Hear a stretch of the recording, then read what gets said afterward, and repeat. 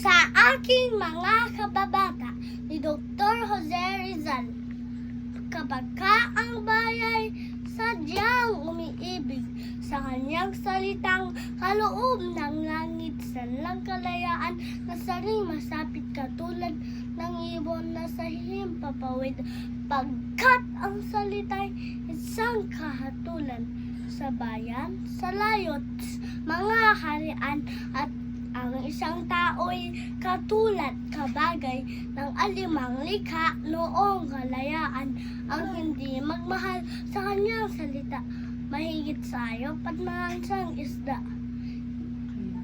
Kaya ang marapat pagyamanin kusa na tulad sa inang tunay na nagpala, ang wikang Tagalog tulad din sa Latin, sa Ingles, Kastila at salitang anghel, sapagkat ang poong maalam tumingin ang siyang magawad nagbigay sa atin.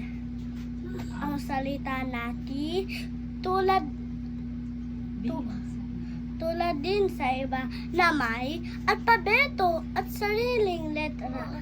Nakayano ba na'y nidakna ng sigwa ang lunday sa lawa noong dakong una. Sa aking mga kababata ni Dr. Jose Rizal.